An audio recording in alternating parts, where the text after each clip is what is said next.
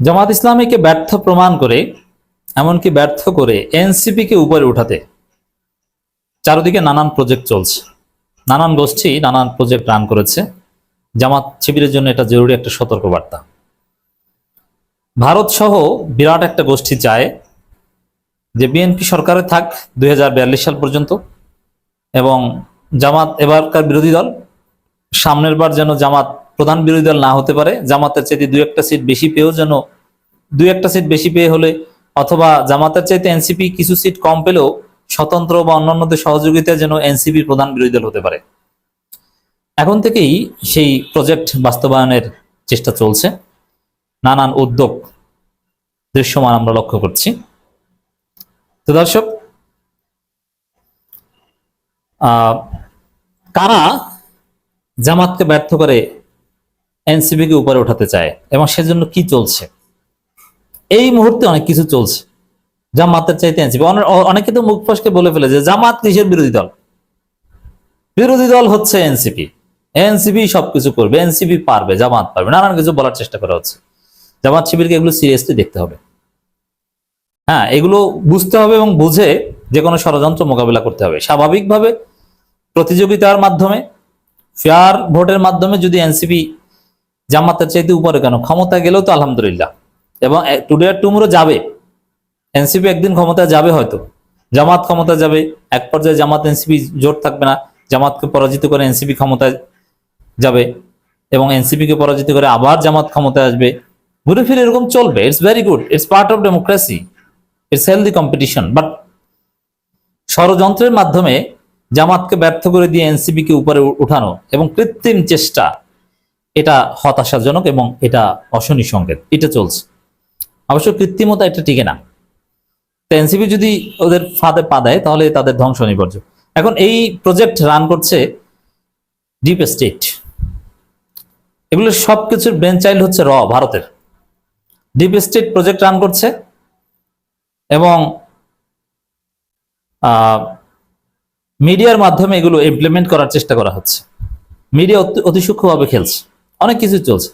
দেখবেন যে জামাতের এমপিদের কার্যক্রমের চাইতে বিএনপি মিডিয়া বা এস্টাবলিশমেন্টের মিডিয়া, যে মিডিয়াগুলো এখনো ডিজিএফ এর প্রেসক্রিপশনে চলে, তারা এনসিপি কে গ্লোরিফাই করে। এমনকি মাঝে মাঝে জামাতকে রাজাকার ট্যাগ অমুক তমুক এনসিপির মাধ্যমে বলিয়ে জামাতকে একটু ডিমিন করার চেষ্টা করা হবে। এনসিপির ভূমিকাকে বড় করে দেখানো হবে, জামাতের ভূমিকাকে ছোট করে দেখানো হবে। এটা চলছে এবং চলবে।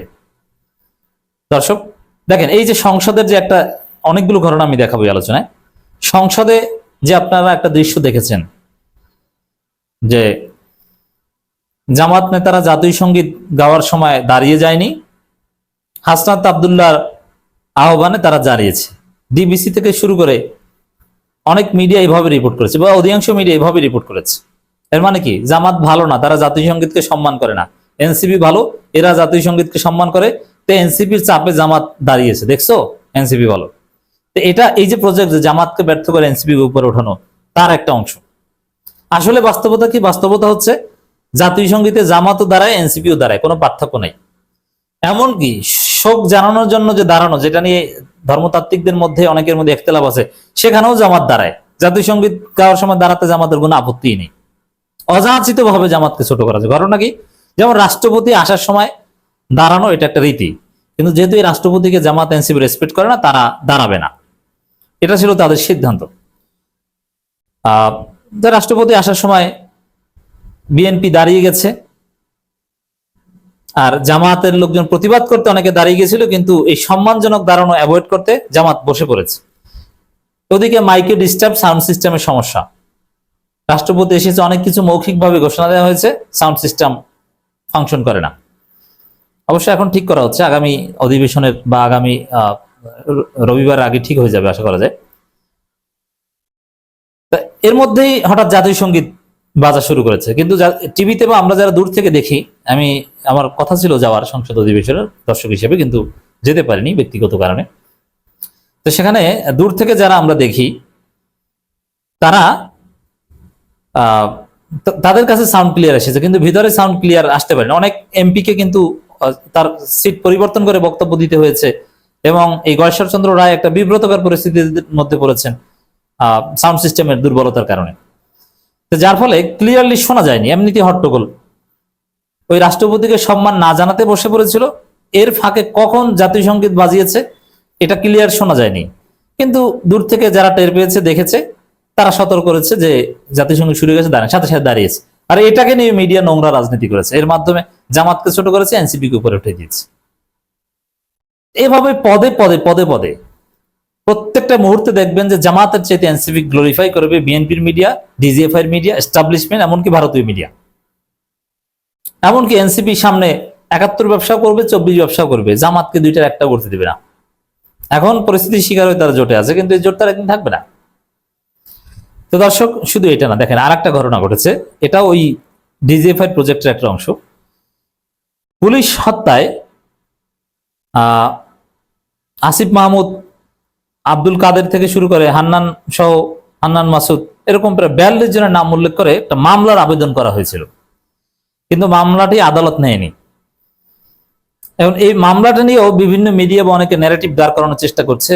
দেখেছো, পুলিশ হত্যা মামলার আসামি হয় কই, শিবিরের কারো তো নাম নাই 42 জনের মধ্যে, নাম তো সব এনসিপির ছেলেদের বা এনসিপির যারা বঞ্চিত হয়েছে, বর্তমানে এনসিপির সাথে নাই, আব্দুল কাদের, মাহফুজ আলম, ওই গ্রুপটাকে গ্লোরিফাই করতে তারা একটা নতুন দল করছে, ওই গ্রুপটাকে গ্লোরিফাই করতেও নানান প্রজেক্ট হাজির করছে তাদেরকে প্রাসঙ্গিক করতে।